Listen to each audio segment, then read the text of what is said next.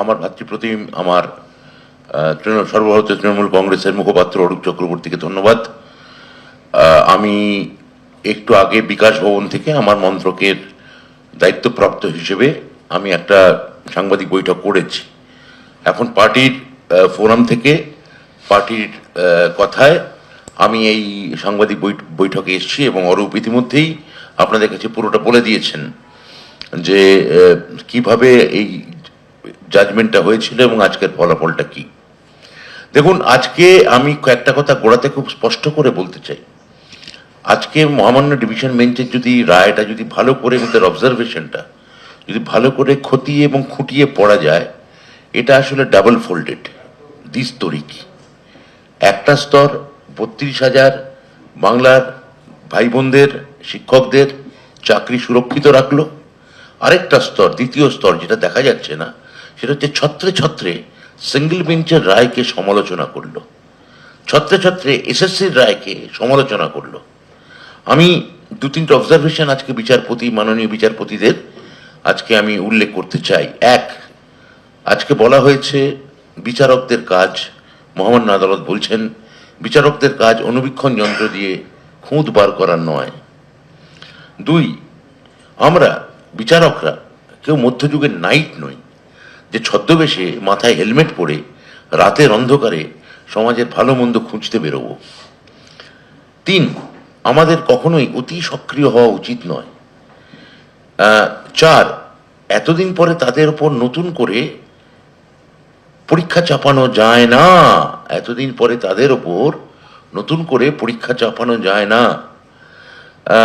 সকলকে, সমস্ত পরিবারকে যে ভয়াবহ অপমান করা হয় এই জাজের যদি চাকরি খাওয়ার পরে, তার দায় কি সমাজ নেবে?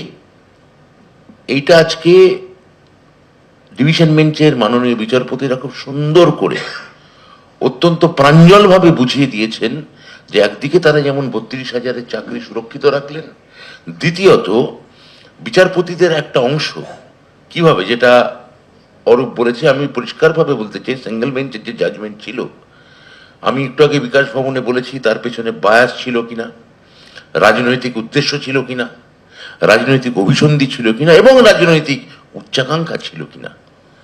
26,000-এর চাকরি গেল, আপনি এমপি হলেন, চাকরি খাওয়ার বিনিময়ে কি আপনি এমপি হলেন? চাকরি খেয়েছেন বলে আপনি কি তাহলে ভগবান হলেন? ভগবান, তারপর দেখা গেল ভগবান তার চুব্বা ছাড়লেন।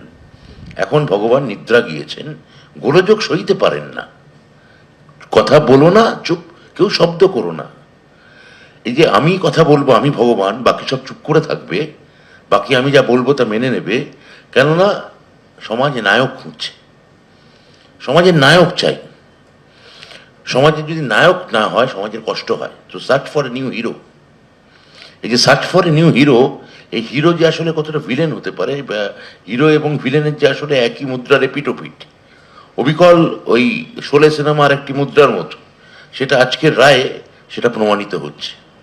ভগবান শয়তানে পরিণত হয়েছেন, হিরো ভিলেনে পরিণত হয়েছেন।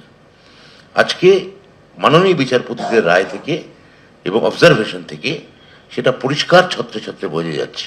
আমি আমার দলীয় প্ল্যাটফর্ম থেকে যেটা বলতে পারি, যে পক্ষপাত যে 26,000 এসএসসির চাকরিরা হারাদের প্রতি আপনারা দেখালেন, আমাদের কাজ হচ্ছে, এখন আমাদের 32,000 চাকরি সুরক্ষিত থাকলো, এখন আমাদের কাজ হচ্ছে দলীয় স্তরে মন্ত্রক এবং এসএসসি যাতে স্বচ্ছতার সঙ্গে মেধার ভিত্তিতে এই 26,000-এর হাতে আবার যাতে নতুন করে মাথা উঁচু করে সমাজে যাতে তারা দাঁড়াতে পারে, তাদের পরিবারের ওপর বিচারপতিদের ভাষায় যে অপমান করা হয়েছে, সেই অপমানের যাতে আবার পুনরুদ্ধার হয়, তারা যাতে মাথা উঁচু করে সগর্বে আবার স্কুলে যেতে পারেন, সেটাকে মাননীয় মুখ্যমন্ত্রীর প্রতিনিধি হিসেবে, মমতা বন্দ্যোপাধ্যায়ের প্রতিনিধি হিসেবে, আমাদের দলনেতা অভিষেক বন্দ্যোপাধ্যায়ের প্রতিনিধি হিসেবে আমি দলীয় স্তরেও সেটা আমি মন্ত্রককে বলবো সেটা যেন সুনিশ্চিত করে। এটা আমি দলীয় স্তর থেকে বলছি।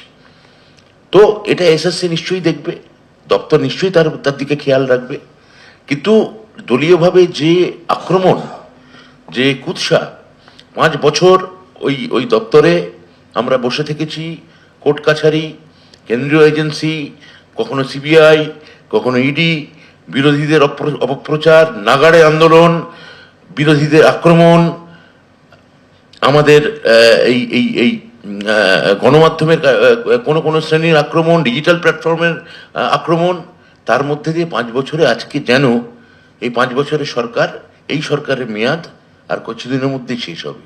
একটা বৃত্ত যেন আজকে সম্পূর্ণ হলো। এখন এই 26,000-এর চাকরি যদি আমরা, যোগ্যদের চাকরি আমরা ফেরত দিতে পারি, তাহলে এই বৃত্ত একটা সম্পূর্ণতা পাবে। আমি তাদের আস্থা রাখতে বলবো এই সরকারের প্রতি, মুখ্যমন্ত্রীর প্রতি। আমাদের সরকার কেই একমাত্র ভরসা করা যায়। আপনারা দেখেছেন, যারা আপনাদের পক্ষে ছিলেন আজকে তারা আপনার বিপক্ষে গিয়ে দাঁড়িয়েছেন, যারা আপনাদের বন্ধু ছিলেন তারা আপনার আজকে শত্রু হিসেবে পরিগণিত হয়েছে, যারা আপনাদের কালকে ভাত দিতে চেয়েছিলেন আজকে তারা আপনাদের ছুরি মারতে চাইছেন। আপনারা চিনে নিন আপনাদের সঙ্গে কারা আছে, কারা ছিল, কারা আছে, কারা থাকবে। আমি খুব পরিষ্কারভাবে বলতে চাই, তৃণমূল কংগ্রেস, তার দল এবং সরকার এই চাকরিহারা শিক্ষকদের পাশে ছিল, আছে এবং থাকবে।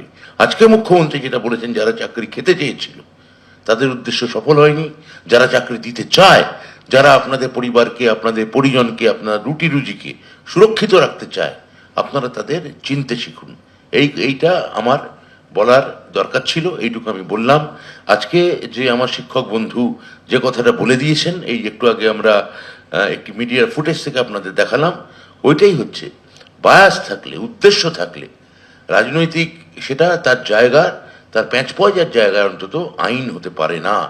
কারণ আইনের দোরগোড়ায় মানুষ শেষ ভরসা হিসেবে যায়, সেইটা আমাদের সবসময় মাথায় রাখা উচিত। তো জুডিশিয়ারি মহামান্য আদালত, তাকে আমি ধন্যবাদ জানাবো, তাকে আমি কৃতজ্ঞতা জানাবো যে তিনি একটা খুবই সুন্দর আইন আজকে, রায় আজকে তারা দিয়েছেন।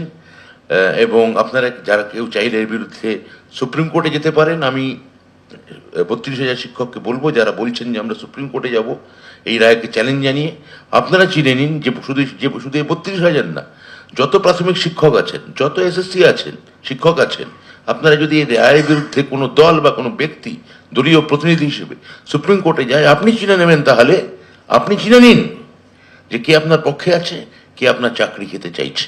ধন্যবাদ।